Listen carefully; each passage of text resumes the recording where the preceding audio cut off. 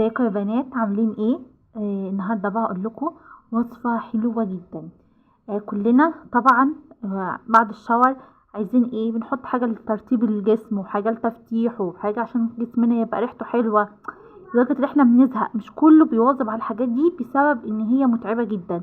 طيب انا النهارده بقى هقول لكم وصفه واحده بترطب الجسم وتفتحه، بتفتح كمان الاماكن الحساسه وبترطب الجسم جدا، وكمان بتديله ريحة تحفة بتدوم معاكي في وصفة واحدة بس. هتعمليها وهتستخدميها كل يوم بالليل بعد الشاور.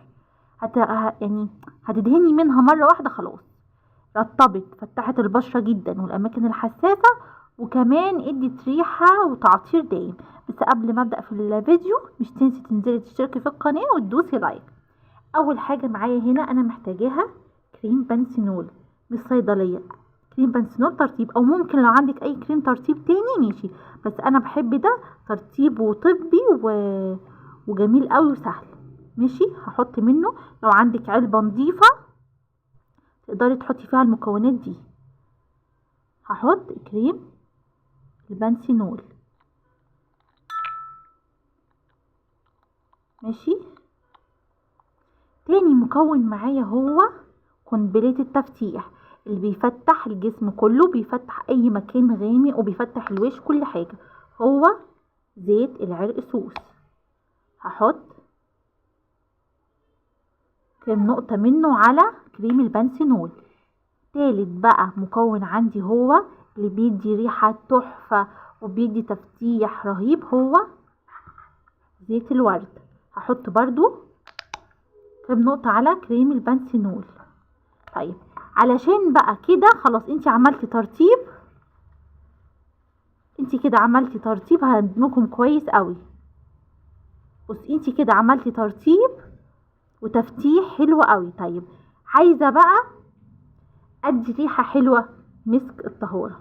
بس مسك الطهارة ده انا هحط منه نقطة واحدة على الجسم بس، لكن الاماكن الحساسة مش تحطي منه، ده تحطي على الجسم بس. الاماكن الحساسة هتكتفي بكريم البانسينول والزيوت دي.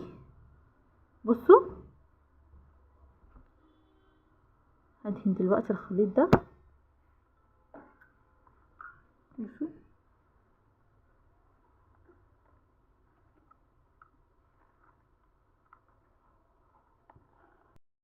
بصوا دهنت الكريم. يعني انا مش عايزه اقول لكم، بصوا الترطيب، ترطيب وتفتيح والريحه تحفه. ده هتحطيه كل يوم بالليل على جسمك والاماكن الحساسه.